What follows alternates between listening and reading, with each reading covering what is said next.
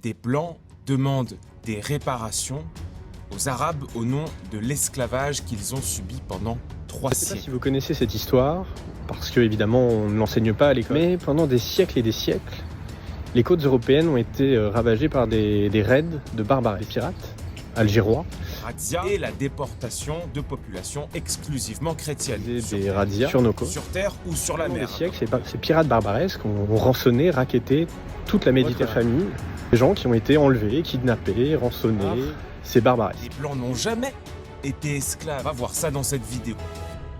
Ah, les corsaires barbaresques, ces vilains musulmans qui ont pillé, fait des razzias sur les côtes françaises, qui ont massacré les si gentils français chrétiens. Quand on parle des corsaires barbaresques, il faut tout de suite remettre les choses dans leur contexte. Les Européens bien racontaient cette histoire comme si les ports d'Alger, de Tunis, de Salé ou de Tripoli avaient été les seuls foyers de violence en Méditerranée. Comme si les musulmans d'Afrique du Nord avaient passé leur temps à piller les pauvres chrétiens innocents, pendant que l'Europe était uniquement victime. Mais cette version est trop simple, et l'histoire, elle n'est jamais simple. Cette version oublie de dire que la Méditerranée de l'époque moderne était un monde de guerre permanente, mais aussi de courses, de rançons, de captifs, d'alliances changeantes, et que les puissances chrétiennes aussi pratiquaient la guerre de course, l'esclavage et la capture de musulmans. Et oui, l'historien Jean Mathieix précisait déjà qu'il ne faut pas employer le terme de piraterie sans prudence, parce que les opérations barbaresques relevaient souvent de la course, c'est-à-dire d'actes de guerre, et il ajoutait qu'il ne faut pas oublier la réciprocité. Les chrétiens ont aussi capturé, réduit en esclavage et rançonné des musulmans. Et Zulflawoun, ici le préféré de votre Kabyle préféré, le merde ce que fait l'Algérie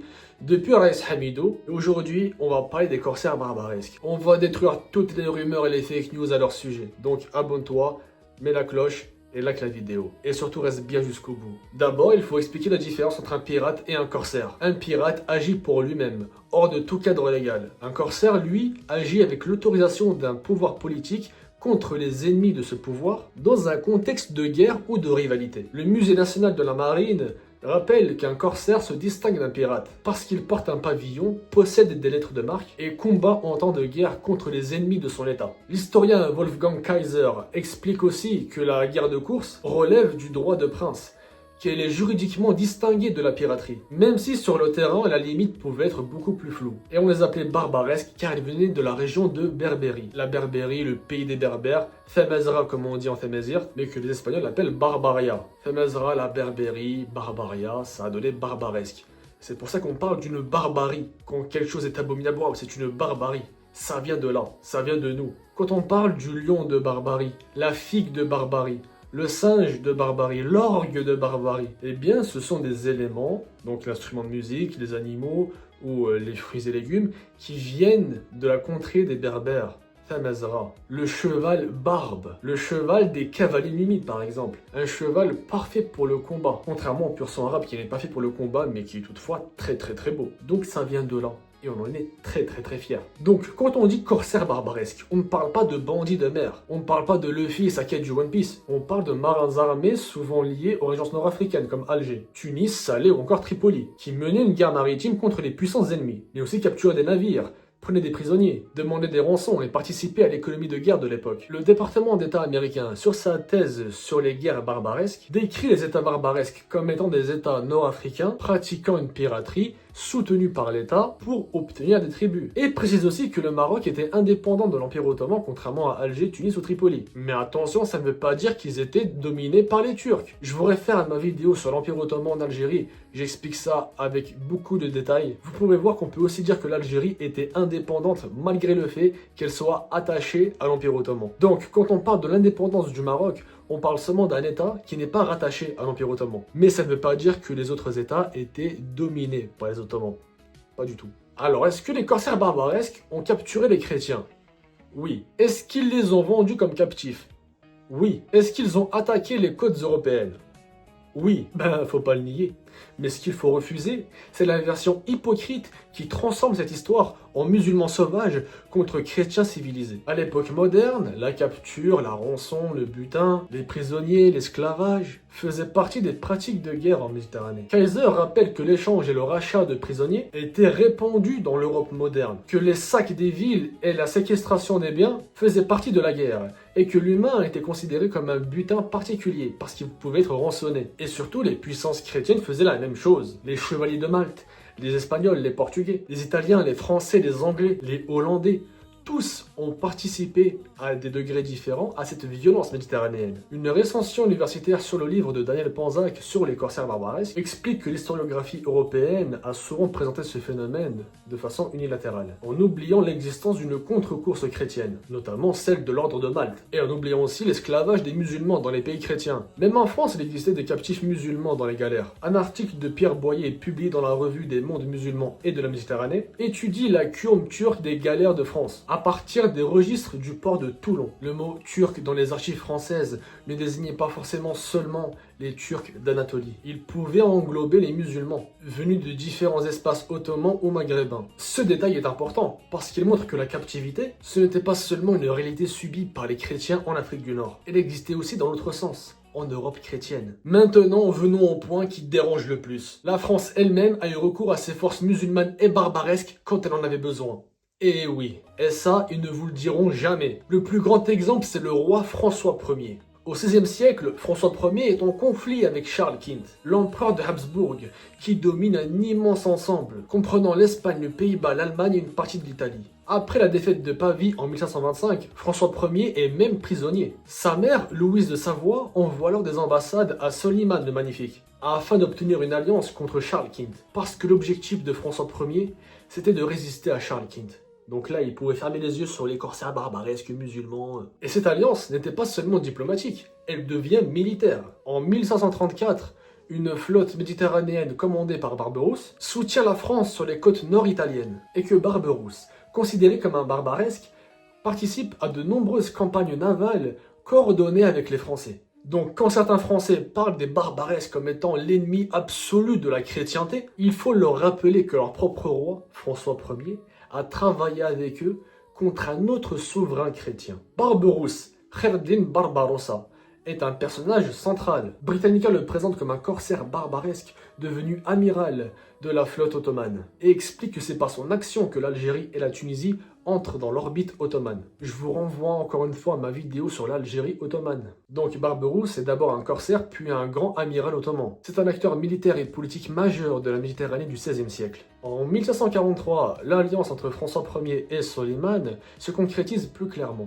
History Today rappelle que l'alliance franco-ottomane, formée dans les années 1530 entre François Ier et Soliman le Magnifique, choque le monde chrétien parce qu'elle unit un roi très chrétien de France et un sultan musulman contre un ennemi commun, Charles Quint. En 1542, l'ambassadeur français Antoine Escalin des Aymars, qu'on appelle aussi le capitaine Paulin, négocie les détails de l'alliance. Les Ottomans doivent envoyer plus de 100 galères contre Charles Quint, tandis que la France doit attaquer les Flandres, harceler les côtes espagnoles et soutenir les Ottomans en Méditerranée. L'année suivante, les forces françaises et ottomanes mènent ensemble le siège de Nice. À l'époque, Nice n'est pas française, elle dépend de la Savoie. Nice, très belle ville, là où j'ai fait mes études. J'ai étudié 8 ans à Nice, j'ai fait mon doctorat là-bas, donc je la connais comme ma poche. Donc à ce moment-là, Nice, elle dépend donc de la Savoie, l'allié des Habsbourg, donc de Charles Quint. Donc François Ier, roi de France, s'allie avec la flotte musulmane de Barberousse pour attaquer une ville chrétienne alliée à Charles Quint. Voilà pourquoi il faut arrêter avec les récits simplistes. Quand les barbaresques attaquent les côtes européennes, on les présente comme des sauvages. Mais quand le roi de France les appelle pour frapper ses ennemis chrétiens, ah là, soudainement, ils deviennent des alliés stratégiques. L'épisode le plus incroyable, c'est Toulon. Après la campagne de 1543, la flotte de Barberousse passe l'hiver à Toulon. Ah, franchement, il y a pire pour passer l'hiver. History Today illustre cet épisode par la miniature ottomane de Matarakchi Nasuh, montrant la flotte de Barberousse hivernant dans le port de Toulon en 1543. Donc oui, une grande flotte musulmane et ottomane, commandée par un ancien corsaire barbaresque, a été accueillie dans un sol français, dans un port français. Parce que le roi François Ier avait besoin d'elle dans sa guerre contre Charles Quint. Mais attention, ça ne veut pas dire que tout s'est passé dans l'amour et dans la paix. Les rapports entre les Français et les Ottomans étaient intéressés, méfiants, mais surtout stratégiques.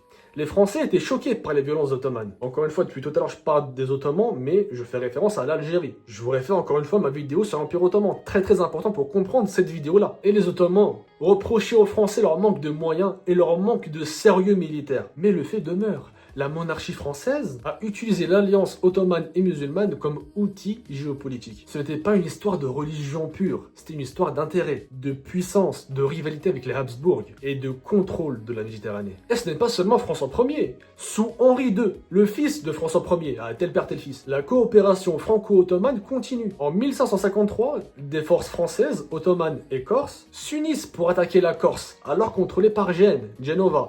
Genova qui a vraiment une histoire très collée aux Kabyles. Je vous expliquerai ça en détail, mais en gros, on récupérait de chez eux des lames et on leur donnait des cires de chandelle. Donc eux, ils faisaient des bougies, parce que ça vient de la ville de Béjaïa, Bougia, des bougies, voilà. Béjaïa. Et nous on récupérait des lames pour faire des flissas. C'est pour ça qu'en Kabyle aujourd'hui, pour dire un couteau ou un sabre, on dit ejnoui ou tejnouitz. Ça veut littéralement dire un génois ou une génoise. Tejnouitz c'est un petit couteau et ejnoui c'est vraiment un couteau de boucher le truc, hein, un poignard. Un sabre. Et c'est la tribu des Iflissim de Tixir qui récupère ça pour faire la flissa, le sabre kabyle. Sans doute un des meilleurs sabres du monde. Ah mais ça fera obligé de la vidéo, donc abonne-toi, mets la cloche, like, partage, commente, tu connais la chanson. Et donc oui, à ce moment-là, la Corse était contrôlée par Gênes, l'allié des Habsbourg. Les sources de synthèse sur cette invasion indiquent que des commandants ottomans comme Turgut Reis et Koja Sinan opèrent aux côtés des forces françaises, avec comme objectif de prendre l'île aux Génois. Là encore, on peut voir que la France s'appuie sur la puissance maritime ottomane barbaresque quand cela sert ses intérêts. Il faut aussi rappeler un point que même l'historiographie américaine reconnaît clairement. Les grandes puissances européennes, notamment la Grande-Bretagne et la France, ont parfois trouvé avantageux d'encourager la politique des États barbaresques et de leur payer tribut. Pourquoi ? Parce que cela protégeait leur propre commerce et affaiblissait les puissances maritimes plus faibles. Le département d'État américain dit clairement que la Grande-Bretagne et la France ont trouvé utile d'encourager cette politique et de payer tribut, car cela donnait à leurs marchands une meilleure part du commerce méditerranéen. Tandis que les dirigeants barbaresques évitaient de défier les marines supérieures françaises et britanniques. Donc quand les Français répondent « Ouais, les barbaresques nous ont pillés », il faut répondre « Oui ». Oui, il y a eu des attaques, des captifs, des rançons, des violences, mais il faut rajouter que la France a aussi fait de la course. La France a aussi eu des captifs musulmans dans ses galères. La France a aussi négocié avec les régences barbaresques. La France a aussi encouragé certains équilibres quand ça l'arrangeait. Et que la France a directement utilisé Barberousse et la puissance ottomane contre d'autres puissances chrétiennes. C'est donc pas une histoire de gentil contre méchant. C'est une histoire de puissance méditerranéenne qui utilise tous les moyens de guerre de leur époque. Le vrai problème, c'est que l'Europe a longtemps raconté cette histoire en se mettant uniquement dans le rôle de la victime. Les barbaresques seraient des pirates et les Européens seraient des civilisés. Mais dans les faits, les Européens avaient leurs corsaires, leurs galères, leurs esclaves, leurs raids, leurs présidents en Afrique du Nord, leurs ordres militaires et leurs intérêts commerciaux. Bernard Vincent, sur une étude sur les rachats de captifs en Espagne, explique que les corsaires d'Alger pouvaient attaquer les côtes chrétiennes et emmener des captifs. Mais il précise aussi que les chrétiens, depuis leur place forte en Afrique du Nord, comme Oran, Mersail-Kibil, Bougie, Melilla ou encore Ceuta, ne procédaient pas autrement dans leur propre raid terrestre. Mais ça ne veut pas dire qu'il faut glorifier aveuglément les corsaires barbaresques. Oh, un petit peu quand même. Non, il y a eu des drames humains, des familles séparées, des enfants capturés, des esclaves vendus, des prisonniers enfermés, des rançons impossibles à payer. Les sources parlent clairement d'un commerce de captifs en Méditerranée entre le 15e et le 18e siècle. Mais ce qu'il faut dire, c'est que cette violence était partagée par les deux rives. Elle n'était pas propre aux musulmans, ni propre aux maghrébins, ni propre aux algériens. Elle était structurelle dans la Méditerranée de l'époque. En plus, beaucoup de corsaires barbaresques n'étaient pas maghrébins. Certains étaient des Européens convertis à l'islam. Je pense par exemple à Reis Mourad, qui s'appelle en réalité John Johnson, qui était hollandais. Haroud et Khadim Barberousse, vous croyez qu'ils sont algériens? Non. Ils sont gréco-albanais, nés sur l'île de Lesbos, en Grèce. Et ces Européens convertis à l'islam, on les appelait les renégats. Ils étaient italiens, grecs, espagnols, hollandais, anglais, et ils ont servi dans les flottes barbaresques. Et ça dérange le récit européen classique, parce que ça montre que le monde barbaresque, ce n'était pas l'Afrique contre l'Europe, ou l'islam contre la chrétienté. C'était aussi un monde de circulation, de conversion, de trahison, d'opportunisme, et de carrière militaire et maritime. La bonne lecture de l'histoire, c'est donc celle-ci. Les corsaires barbaresques ont bien pratiqué la course, la capture et la rançon, mais les puissances chrétiennes faisaient la même chose. La France a bien été parfois victime de raids barbaresques, mais elle a aussi utilisé les barbaresques et les Ottomans quand cela servait ses intérêts. François Ier a recherché l'alliance de Soleiman contre Charles Quint. Barberousse a soutenu les Français. La flotte ottomane a hiverné à Toulon. Sous Henri II, l'alliance continue encore. Et plus tard, les grandes puissances comme la France et la Grande-Bretagne ont trouvé avantageux de payer ou encourager les régences barbaresques, afin de protéger leurs propres intérêts commerciaux. Donc, quand on entend aujourd'hui les barbaresques ont pillé les chrétiens, il faut répondre avec sérieux.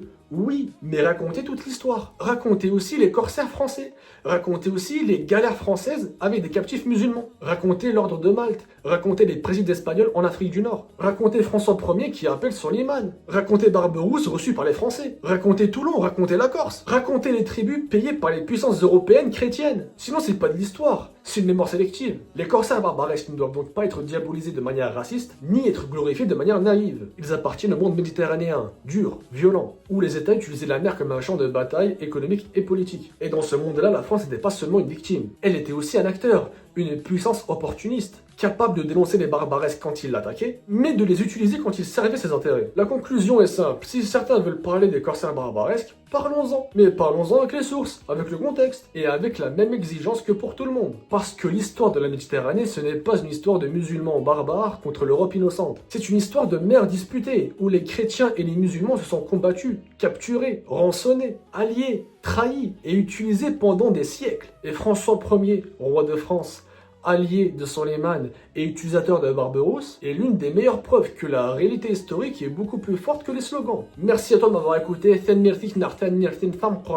Pour me soutenir, n'hésite pas à liker la vidéo, t'abonner, mettre la cloche, commenter et surtout la partager à tes amis. Tu peux aussi faire un tour sur mon site de e-commerce temoshopping.com, le lien dans la description. Tu as moins 10% sur toute ta boutique avec le code DZ10. Ça me soutient énormément dans mon travail. Et puis je vous dis, El Fishki pour une prochaine vidéo.